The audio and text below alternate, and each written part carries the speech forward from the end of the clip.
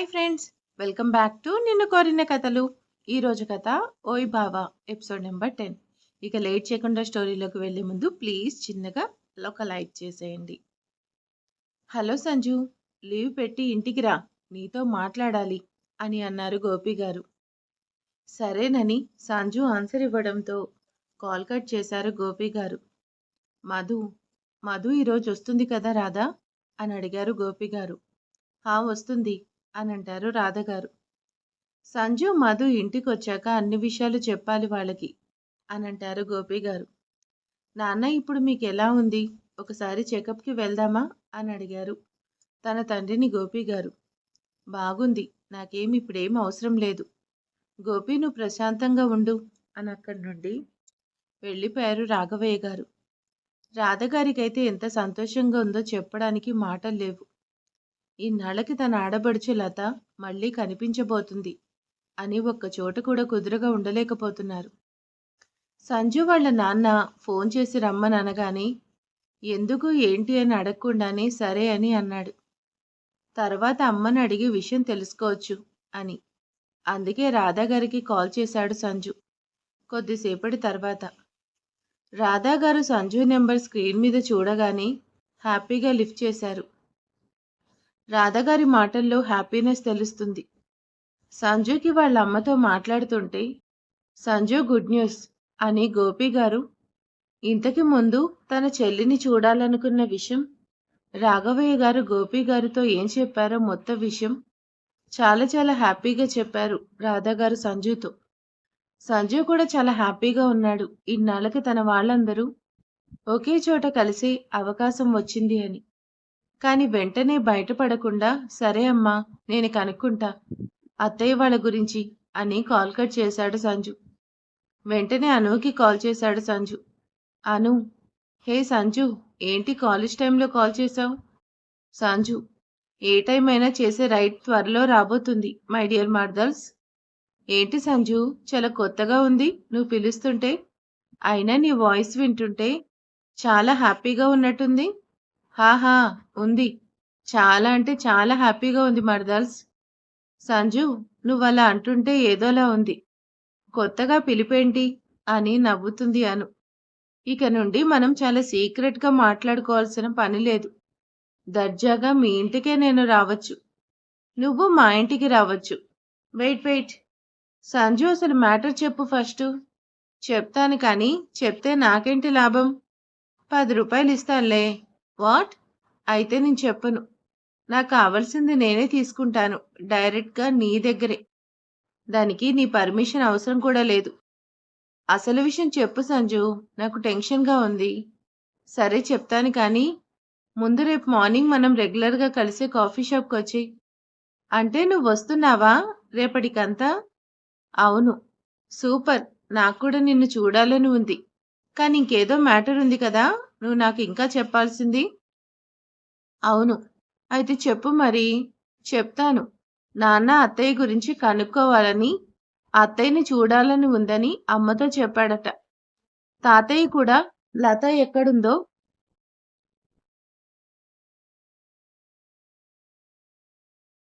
కనుక్కోమని సంజుకి చెప్పు గోపి అని అన్నారట. Wow, great news Sanju. ఈ హ్యాపీనెస్కి పిచ్చెక్కేలా ఉంది నాకు. నువ్వు కనుక నా ఎదురుగా ఉండుంటే ఇప్పుడే ఎన్ని ముద్దులు పెట్టేసేదాన్నో. మిస్ అయ్యాను. నో ప్రాబ్లం, రేపు వడ్డీతో కలిపి తీసుకుంటే సరిపోతుంది. అను సిగ్గుపడింది. తనేమందో తలుచుకొని అది అర్థమైన సంజు, పెళ్లిపీటలు ఎక్కే వరకు దాచుకో, మొత్తంగా ఇప్పుడే సిగ్గుపడితే అప్పుడేం చేస్తావు? Love you Sanju. Love you too Anu. Okay bye, నేను అక్కడికి రాగానే కాల్ చేస్తాను. బాయ్. కాల్ కట్ చేసిన అను చాలా హ్యాపీగా ఉంది. ఇక కాలేజీలో ఉండబుద్ధి కాలేదు. వెంటనే రాధకి కాల్ చేసింది అను. రాధ ఆఫీస్లో ఉన్నాడు. కాల్ లిఫ్ట్ చేసిన రాధ, ఏంటను క్లాసెస్ టైం కదా ఫోన్ చేశావు, ఏదైనా ప్రాబ్లమా అని అడిగాడు. అదేం లేదన్నయ్యా, నీకు ఒక హ్యాపీ న్యూస్ చెప్దామని కాల్ చేశాను, బిజీగా ఉన్నావా అని అడిగింది అను. అదేం లేదు అను, ఇప్పుడే మీటింగ్ కంప్లీట్ అయింది, టెండర్ వేయాలి కదా, అవి చెక్ చేస్తున్నాను అని అంటాడు రాధ. గోపి మావయ్య అమ్మని చూడాలని ఉంది అని అన్నాడట రాధ అత్తయ్యతో. సంజుని వెంటనే లీవ్ పెట్టేసి రమ్మని కాల్ చేశాడట మావయ్య అని చెప్పింది అను. అను మాటలు విన్న రాధ కూడా ఏంటి అను నువ్వనేది? మావయ్య అమ్మ గురించి ఆలోచిస్తున్నాడా? Great news. తాతయ్య ఏమన్నారు? అని అడిగాడు రాధ. తాతయ్య కూడా ఏమీ అనలేదు. పైగా అమ్మ గురించి సంజుకి చెప్పు, తను తెలుసుకుంటాడు అని అన్నాడట తాతయ్య. ఈ విషయం అమ్మకి తెలిస్తే ఎంత సంతోషపడుతుందో కదన్నయ్యా. ఎన్నో సంవత్సరాలుగా ఎదురు చూసినా అమ్మ కల ఇలా నిజమవుతుంది అని అసలు అనుకోలేదు రాధా నేను. అసలు సంజు నేను వేసిన ప్లాన్ మిస్ అయినప్పుడు చాలా బాధపడ్డాం. నిజంగా ఇప్పుడు మేమేం చేయకపోయినా మావయ్య తనంతట తానుగా అమ్మ గురించి ఆలోచిస్తున్నాడు అనంటే ఎంత హ్యాపీగా ఉందో చెప్పడానికి సరిగ్గా మాటలు కూడా రావడం లేదు రాధా అని అంటుంది అను.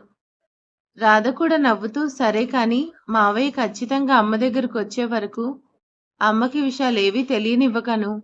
ఎందుకంటే రేపేదైనా సరే వాళ్ళ మనసు మారి అమ్మని దగ్గరికి తీసుకోకపోతే అమ్మ చాలా బాధపడుతుంది. నిజంగా మావయ్య తాతయ్య అమ్మ దగ్గరకు వస్తే ఆ రోజు అమ్మకి అది ఒక పెద్ద సర్ప్రైజ్ లా ఉంటుంది. తన హ్యాపీనెస్ లైఫ్ లాంగ్ గుర్తుండిపోతుంది కదా అని అంటారు రాధ. అవును నిజమే రాధా, నువ్వన్నది కరెక్టే. నిజం మనకి తెలిసినా మావయ్య వాళ్ళు అమ్మ దగ్గరకు వచ్చే వరకు మనం అమ్మకి చెప్పకూడదు అని. సరే రాధ క్లాస్ టైం అయింది అని కాల్ కట్ చేసింది అను. మధు ఆ రోజు ఈవినింగ్ అంతా ఇంటికి వచ్చేసింది. రాధగారి ఫేస్ చూడగానే మధు అడిగింది, ఏంటమ్మా చాలా హ్యాపీగా ఉన్నావు అని. చెప్తాను అని సంజు స్టార్ట్ అయ్యాడా అని అంటే, ఇంకా లేదమ్మా రేపు మార్నింగ్ వస్తానని చెప్పాడు నాకు అని అన్నది మధు. అవునా, పద పదై మనకి చాలా పనులున్నాయి అని రాధగారు కొంచెం హడావిడి పడుతుంటే, అమ్మా అసలేంటి, సంజు కామన్ గానే వస్తున్నాడు కదా, వెళ్ళి 15 రోజులు కూడా కాలేదు. ఏదో ఎన్నో ఏళ్ల తర్వాత వస్తున్నట్టు ఆ టెన్షన్ ఏంటి అని అంటుంది మధు. అబ్బా అసలు విషయం నీకు తెలీదు కదా, అందుకే నువ్వు ఇలా అంటున్నావు. తెలిస్తే నాకంటే ఎక్కువ హడావిడి చేస్తావు అని అంటారు రాధగారు మధుతో. ముందు మ్యాటర్ చెప్పు, నాన్న టెన్షన్ మొత్తం నువ్వే తీసుకున్నట్టుంది నిన్ను చూస్తుంటే అని అంటుంది మధు నవ్వుతూ. చెప్తాను అని మీ నాన్నకు ఒక చెల్లుంది మధు అని అంటారు రాధగారు. తెలుసు, తాతయ్య మొన్న మధ్య చెప్పాడు. పెళ్లిలో వెళ్ళిపోయిందని కూడా తెలుసు నాకు సంజుకి అని అంటుంది మధు. మధు చెప్పిన మాటకి షాక్ అవ్వడం రాధాగారికి వంతైంది. తాతయ్య మీకు చెప్పాడా, ఎప్పుడు అని అడిగారు రాధగారు. అదే ఆ రోజు నాన్న డిశ్చార్జ్ అయ్యి ఇంటికి వచ్చాక మేము తాతయ్యని నానమ్మ గురించి అడిగితే మాకు చెప్పాడు. మీ నాన్నకు ఒక చెల్లుంది అని. తాతయ్య కావాలని మాకు చెప్పకపోయినా సంజు గట్టిగా అడిగేసరికి మొత్తం చెప్పాడు అని అంటుంది మధు. మీ అత్తయ్య గురించి తెలుసుకోవడానికి రేపు సంజుకి చెప్తానని అన్నారు మీ నాన్నగారు. అది చాలా ఈజీగా తెలుసుకోవచ్చు, దానికి కష్టపడాల్సిన పని లేదమ్మా అని సింపుల్ గా చెప్పింది మధు. ఏంటి, నీకు కూడా మీ అత్తయ్య గురించి వివరాలు తెలుసా, చెప్పు. మధు ఎక్కడుంటుంది తను? రేపటి వరకు నేను ఆగలేను, ఎప్పుడెప్పుడు లతని చూడాలని నాకు ఆరాటంగా ఉంది అని అంటారు రాధగారు. అయ్యో అమ్మా, నాకు అత్తయ్య ఎవరో తెలీదు, నేను ఒక్కసారి కూడా చూడలేదు. కానీ సంజుకి తెలుసు, అంతేకాదు అత్తయ్య కొడుకుని నువ్వు కూడా చూసావు అని అంటుంది మధు. ఎప్పుడు మధు? లత కొడుకుని నేనెప్పుడు చూశాను అని రాధగారు అడిగితే, అదే అమ్మా, ఆ రోజు నాన్నని హాస్పిటల్లో జాయిన్ చేశాడే కృష్ణ, తనే లత అత్తయ్య కొడుకు అని సంజు చెప్పాడు నాకు. కృష్ణ చెల్లి అనుకి సంజుకి కాలేజ్ నుండే పరిచయం ఉందట. అలా అనుకోకుండా సంజుకి తెలిసింది అత్తయ్య గురించి అని చెప్తుంది మధు. అంటే ఆ కృష్ణ మన లత కొడుకా అనుకున్నాను.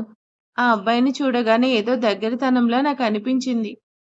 కానీ ఇలా లతా కొడుకే అని నేను అనుకోలేదు. కానీ నా మనసుకు మాత్రం ఆ అబ్బాయి కృష్ణని చూస్తుంటే చాలా సంతోషంగా అనిపించింది అని లతా గారిని తలుచుకుంటూ కొంత ఎమోషనల్ అవుతారు రాధాగారు.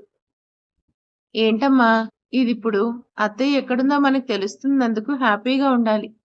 పైగా నాన్న తాతయ్య కూడా అన్నీ మర్చిపోయి అత్తయ్యని చూడాలని అనుకుంటున్నారు. ఇంతకంటే మనకు కావాల్సింది ఏముంటుంది? నువ్విలా కన్నీళ్లతో ఉండకూడదు అని అంటుంది మధు. ఇవి కన్నీళ్లు కాదు మధు, ఇన్నాళ్ళుగా లత కోసం పడిన బాధని కడిగేస్తున్న ఆనంద బాష్పాలు. నాకు తెలిసి ఈ పాటికి మీ నాన్న ఇలా తన చెల్లి కోసం ఎదురు చూస్తున్నాడని సంజుకి తెలుసు కాబట్టి మీ అత్తయ్య ఎక్కడుందో సంజు రేపు రాగానే చెప్పేస్తాడు మధు. మనం రేపే లత వాళ్ళింటికి వెళ్దాం, సరేనా? అక్కడికి వెళ్లే ముందు నేను చేయాల్సిన పనులు కొన్నున్నాయి అని తన పనిలో పడ్డారు రాధగారు. రాధగారిని చూసి చిన్నగా నవ్వుకొని తన రూంలోకి వెళ్ళింది మధు. నిజానికి మధుకి కూడా చాలా హ్యాపీగా ఉంది. కృష్ణని చూడగానే ఇష్టపడింది. కానీ అంతకు మించి ముందుకు పోలేదు మధు. చూస్తుంటే కృష్ణకి కూడా నేనంటే ఇష్టం ఉన్నట్టు నాకు అనిపిస్తుంది. ఇంతకు ముందు వరకు తమ మధ్య పరిచయం పెద్దగా లేకపోవచ్చు. కానీ రేపటి నుండి తన స్వయాన మేనత్త కొడుకు అని అందరికీ తెలుస్తుంది.